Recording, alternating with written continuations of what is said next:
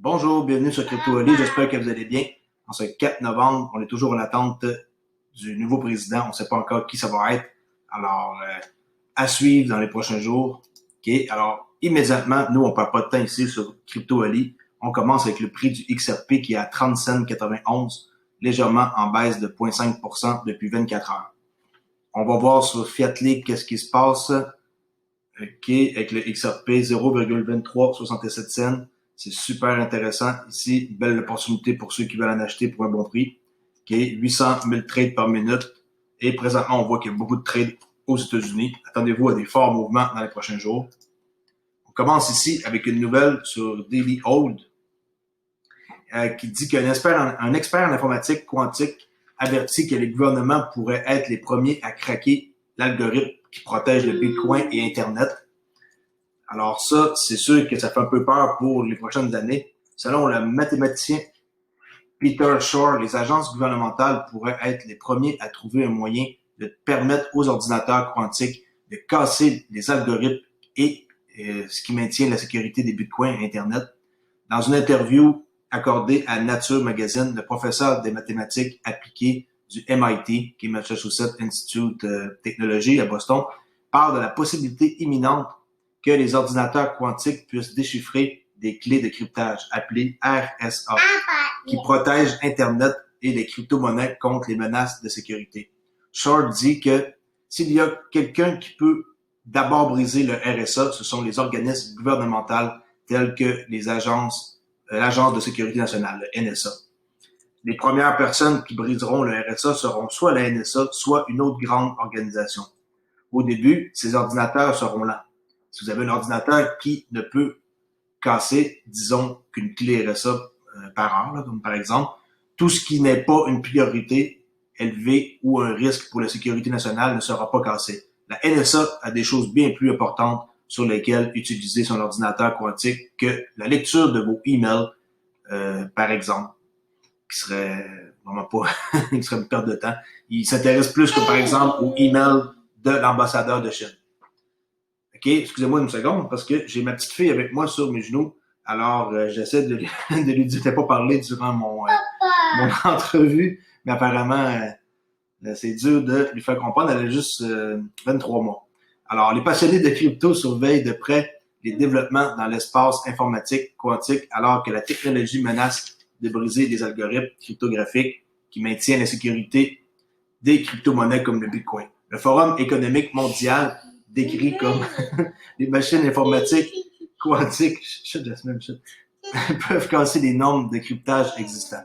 OK, on continue ici avec You Today, que Ripple et Binance déplacent 674,5 millions d'XRP.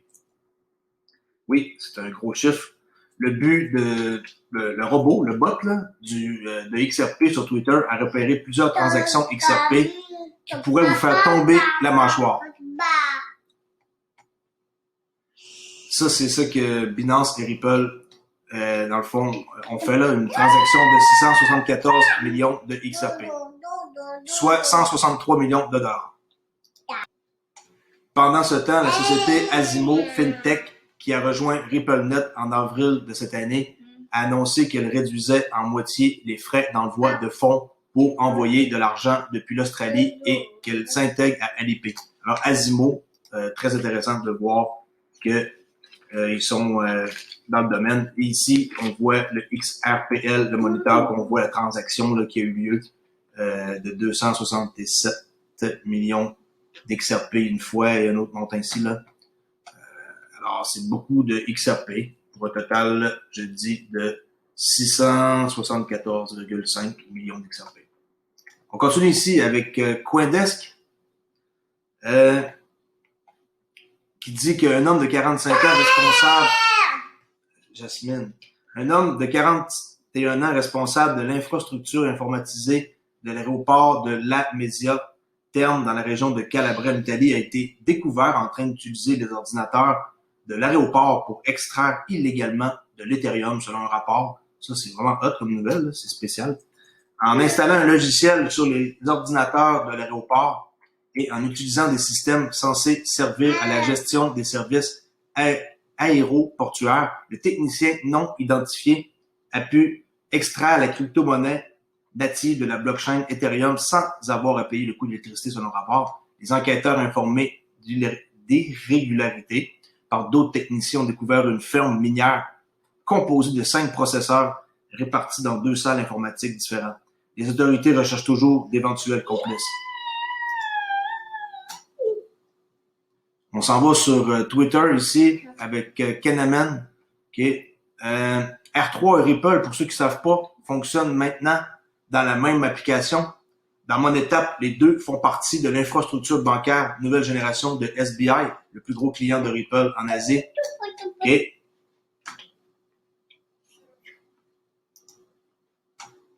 Sur un petit instant, je vais aller donner un biscuit à ma fille, comme ça, elle devrait me laisser faire le restant de ma vidéo. Je vous reviens. On continue avec la Réserve fédérale des États-Unis qui a révélé qu'elle pourrait envisager de classer les monnaies numériques comme monnaie légitime. Ok, oui, ça, c'est une excellente nouvelle. Monnaie légitime. Ils sont en train de vraiment s'en aller pour faire les choses de la bonne façon. Ok, avec Val Saint-Cling, c'est une nouvelle ici. Michael. Sur The Wall Street Journal, une autre nouvelle assez hot par rapport, si ma page veut loader, souvent ça fait ça avec The Wall Street Journal, là, leur page, que la proposition élargirait les transactions enregistrées en vertu de la règle d'anti-blanchiment, oui. La FinCEN et la Fed, la Réserve fédérale, veulent abaisser à 250 $. Là, on en a parlé dans d'autres vidéos. 250 $ qui veulent abaisser au lieu de 3000 $ les transactions internationales pour lesquelles les détails de l'expéditeur et du destinataire sont transmis. Ils veulent abaisser ça à 250. Ça va permettre de savoir encore plus qui fait quoi. Et ça, c'est une proposition là, qui va élargir, comme c'est marqué ici, les transactions enregistrées en vertu de la règle d'anti-blanchiment d'argent. Et là, on voit ici 119 Biden, 92, je suis pas sûr que c'est le bon chiffre, ça. Mais il reste quelques États en passant, hein, Michigan, Illinois, là, pour qu'ils soient, après ça, être en mesure de savoir c'est qui va gagner d'ici vendredi, là. Peu importe, lui, ben, c'est un menteur. Puis, il y a un Américain sur 2 qui vote pour lui, là, c'est insensé, ok? Puis Biden, ben, non, moi, je l'aime pas. Alors, les deux, je les aime pas, mais écoutez, il va y avoir un des deux qui va gagner. Alors, on continue ici. Ça, c'est bon. Rien de souligner davantage. MoneyGram qui est devenu de plus en plus numérique au cours des dernières années. La société affirme avoir désormais une présence numérique dans 81 des 200 pays qu'elle dessert. Dans l'ensemble, la technologie directe aux consommateurs en ligne a généré une croissance de 111% d'une année à l'autre et de 114% pour cette année. Okay? Alors, bravo pour MoneyGram. En passant, Ripple détient 20% de MoneyGram et injecte de l'argent tout le temps chaque mois dans leur entreprise. Ici, que vous croyez à ça ou non, on voit ici qu'XRP est dans le centre de toute l'infrastructure là, des échanges, là, Binance, BitHome, Coinbase, Bittrex, BitGo, qui est Bitstamp. Et là, ici, on voit d'autres types là, de crypto-monnaies, XLM, Stellar. On voit aussi les fiat monnaies, là, comme l'euro, les devises, excusez-moi, l'euro, le Bitcoin, l'USD, et tout ça passe par quoi? Le bridge. XRP, c'est un bridge. B-R-I-D-G-E. En réalité, je devrais écrire un pont. Okay, excusez-moi, là. Je suis tellement habitué de lire des mails en anglais qui m'a mené. Okay, XRP, c'est un pont. Ça sert de faire une transaction, exemple, de Binance envers XRP et, hop, là, quelqu'un envoie ça, mettons, on va dire, dans son portefeuille Coinbase. Okay? Alors, c'est aussi simple que ça. Il n'y a rien à comprendre de plus que ça pour le XRP. Ceux qui ne comprennent pas c'est quoi, c'est 4 lettres. Un pont. Okay? P-O-N-T, un pont. On continue ici avec Cointelegraph, la plus grande banque de Mongolie à offrir des services liés à la cryptographie. Oui, le pays continue de faire des plans lents, mais sûrs pour devenir une nation amie de la crypto. La plus grande banque de Mongolie commencera bientôt à offrir des services de cryptographie, notamment la garde, les transferts de fonds, ça c'est hot, la garde, C'est ça le gros problème présentement qu'on rencontre, c'est que les fonds sont pas en sécurité, alors les gens, ils ont peur. Là, avec PayPal, puis leurs 350 millions de personnes, tout le monde va acheter de la crypto-monnaie, en tout cas les 4 qui sont en train d'offrir présentement Binance. Bitcoin, Bitcoin Cash, Litecoin puis Ethereum. Là. Okay? Fait que les transferts de fonds, les dépôts et les prêts vont être tous faits avec eux autres. Selon le DDLI, la société de blockchain Xlen, fondée par d'anciens développeurs Samsung, okay, et la société de technologie en marque blanche Delio ont accepté de commencer à travailler avec le Trade and Development Bank of Mongolia et TDB Bank, basée à Ulaanbaatar, que je sais pas c'est où. C'est l'une des plus anciennes banques de Mongolie avec 50 succursales à travers le pays et qui se classe parmi la deuxième sur les 17 banques là-bas là, en temps d'actifs totaux. Ici, je vais vous montrer qu'est-ce que j'ai trouvé sur YouTube là, avec Cathy Wood qui nous montre à quoi ça ressemble 1000 ans dans l'industrie financière. On voit là en 1100, blablabla, qui est 1700. Après ça, on voit 2018 que les téléphones mobiles en Chine ont vraiment pris un volume énorme de 24 trillions de dollars. Et là, on voyait là, que en 2009, ça a été le commencement de la blockchain technologie ici. Puis on peut voir l'Amazon qui est en commençant en 99. C'est intéressant de voir qu'en 1000 ans, maintenant, ça se développe super vite. Qu'est-ce qui se passe ici présentement? Ça se passe beaucoup plus vite que qu'est-ce qui s'est passé ici au total. Là. Okay. Alors, je voulais juste vous montrer quoi ça ressemblait, une image de ça. On continue ici avec Cointelegraph, avec Brian Brooks, le contrôleur de la monnaie numérique aux États-Unis, qui dit que les banques américaines cherchent des moyens de gérer l'adoption de la cryptographie à la suite de la décision en juillet du bureau du contrôleur de la monnaie, l'OCC, qui autorise des banques à assurer la garde de crypto-monnaie. C'est ce qu'a déclaré le contrôleur par intérim, Brian Brooks. C'est lui qui va faire en sorte là, que la crypto-monnaie, ça va vraiment faire des petits, comme on dit. Alors, ce gars-là à surveiller. On en parle souvent de lui, mais c'est lui qui est vraiment à la tête là, de toute la monnaie numérique aux États-Unis. Un certain nombre de grands dépositaires de crypto, Anchorage, Coinbase, un certain nombre d'autres ont été contactés par les banques pour savoir s'ils avaient être prêts. Non, ça se dit mal ça. S'ils vont être prêts pour, dans le fond, offrir un service aux fournisseurs pour conserver par un tiers là, les banques nationales dont les clients souhaitent investir. Brooke a émis l'hypothèse en raison de la complexité d'être un dépositaire. Les banques chercheront à s'associer ou à acheter carrément des dépositaires pour pouvoir gérer les crypto-monnaies. Ce qu'ils voudront faire, c'est pas compliqué, c'est acheter avec des dépositaires de crypto. Alors oui, désolé encore pour cette fois-ci. Habituellement, je tourne pas des vidéos avec ma fille sur moi. Là c'est parce que je laisse reposer ma femme puis tout, et je dois garder l'autre enfant. Alors bon.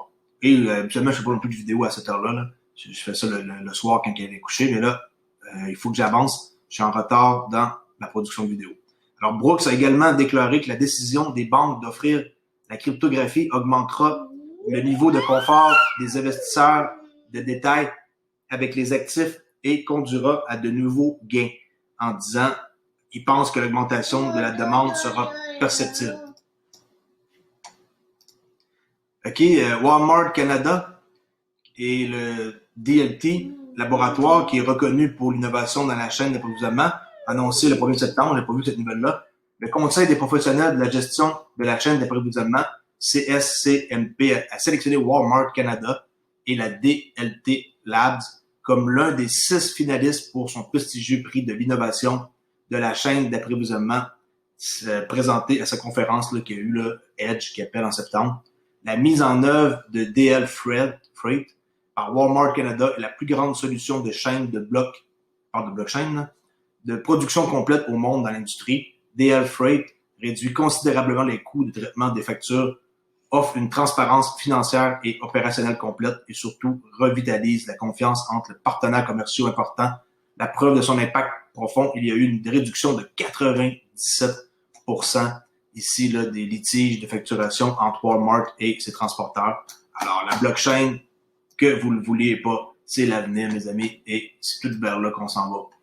Ici, une vidéo YouTube que j'ai trouvée qui parle de SBI, qui est au Japon, le plus gros partenaire de Ripple, en quoi qu'ils ont investi un autre 30 millions dans B2C2. B2C2, s'il y en a qui ne savent pas c'est quoi, c'est énorme. Eux, ils donnent la liquidité sur les marchés. Montrer là, qui est Global Crypto Liquidity. Ils sont spécialisés dans la liquidité des marchés pour la crypto. C'est vraiment une firme de premier plan et ils ont gagné toutes sortes là, de prix. Là. Ici, meilleure institution pour la liquidité 2019-2020, meilleur FS Tech Award là, pour l'innovation aussi là, en 2000. Ils sont vraiment comme, c'est leur domaine, ils donnent de la liquidité 24/7 et tout est vraiment super chez eux. Je les connaissais pas, j'ai appris à les connaître dernièrement. Et on voit que ils ont encore investi un gros montant d'argent ici, SBI, dans cette entreprise-là. C'est super. Alors, je vous montre à quoi ça ressemble.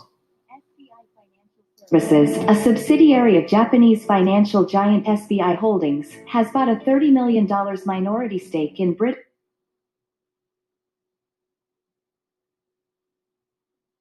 Bon, excusez-moi. In British crypto liquidity startup B2C2. The investment marks a Je vais remettre ça ici en français là, pour ceux qui ne comprennent pas. Apparemment, ça l'a fait un refresh puis ça l'a arrêté. Sous-titrage français.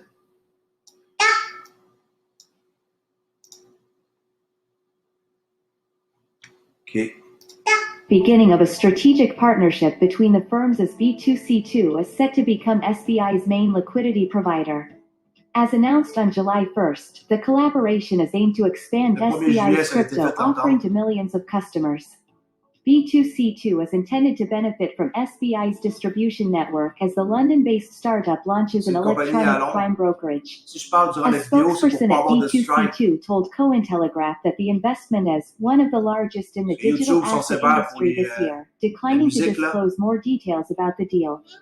The representative continued, ultimately, bringing together B2C2's sophisticated asset liability management framework, valuable client base and deep expertise in trading and prime brokerage with SBI's balance sheet strength will be a game changer, uniquely positioning us to tap the $20 billion a year prime brokerage market. The news comes shortly after SBI revealed plans to launch a crypto investment fund. SBI CEO, Yoshitaka Kitao, announced the plans in a June 26th investor presentation, claiming that the fund will become Japan's first digital asset fund. As reported, SBI's new crypto fund will mostly operate XRP, which is planned to account for 50% of the fund's portfolio. Ouais, pour ceux qui ne le savent pas, XRP font partie de 50% de leur portfolio chez SBI Holdings, excusez-moi, 30% Bitcoin, 20% Ethereum. Alors, ils ont vraiment, eux autres, décidé que XRP, c'était l'heureux élu, puis ils vont faire en sorte que tout va déclencher avec SBI. En autre 30 millions, ils avaient déjà investi avant, là. Their digital assets include Bitcoin BTC and Ether ETH, comprising 30% and 20%, respectively, based on a chart from SBI's presentation. The latest minority stake acquisition is the first time SBI invested in B2C2, a spokesperson at the company told Cointelegraph. B2C2 is primarily self-funded with the majority owned by B2C2's founders, the representative said. Co-founded in 2015 by Max Boonen, Max a former Boonen, c'est lui qui a parti ça, là. Okay, alors, Goldman Sachs trader, B2C2 is a major over-the-counter, or OTC, trading platform. In an email to Cointelegraph, a B2C2 spokesperson claimed to be the largest market maker in XRP. SBI has been actively involved in a number of crypto projects, paying special attention to XRP. As reported, Ripple has been a major crypto partner of SBI Holdings, providing solutions for their joint venture SBI Ripple Asia, which was formed to promote XRP usage in Asian financial markets in 2016. On June 18th, Adam Trademan, CEO of SBI Ripple Asia, said that Ripple has started to roll out its on-demand liquidity in Asia. La liquidité sur demande, je vous ai montré c'était quoi. Alors, vraiment, là, je crois que ça, c'est un excellent mot. Bon, ça, c'est un bon exemple. Faites attention à ce que vous voyez ici hein, comme publicité sur YouTube. Ça, par exemple, là, ça, c'est un scam. Que les gens, ils vont penser qu'en donnant 50 000 troncs, ils vont recevoir 100 000 troncs. Là. Faites attention à ça. Là. Il y a encore plus de fraude. que d'habitude. Alors, faites attention. Là, ici, c'est ça. B2C2, c'est eux. Et on peut vous montrer là, lui qui a fondé ça. Là. C'est lui ici, Max Boonen. Puis, c'est lui là, la tête derrière ça. C'est leur équipe qui sont situés en Angleterre. Alors, on continue. On achève avec la vidéo d'aujourd'hui. Les banques vietnamiennes qui sont autorisées à utiliser des portefeuilles électroniques pour les paiements internationaux. Oui, juste vérifier si je continue d'enregistrer pour pas être déçu et recommencer de nouveau. Alors, les banques vietnamiennes, comme j'ai dit, ils vont autoriser les portefeuilles électroniques. Selon la réglementation actuelle, selon Vietnamnet, les banques nationales ne sont autorisées à coopérer qu'avec les banques étrangères et les organisations internationales de cartes pour les paiements internationaux. Il n'y a aucune réglementation pour les paiements internationaux effectués via des portefeuilles électroniques étrangers, ainsi que pour les paiements internationaux qui ne passent pas par des comptes de paiement. Alors, ça, c'est bon pour eux autres, là. C'est quand même une très bonne nouvelle pour le Vietnam qui vont être autorisés à utiliser des portefeuilles électroniques pour envoyer de l'argent ailleurs. Twitter, on achève avec les whales, là, les requins, qui sont les gros joueurs de ce monde. On voit qu'est-ce qu'ils ont fait depuis les 6 derniers mois avec XRP. Entre 100 000 et 1 million de gros joueurs ont... entre 14 000 et 17 000 personnes possèdent entre 100 000 et 1 million d'XRP. Entre 1300 et 1336 gros joueurs possèdent entre 1 million et 10 millions d'XRP.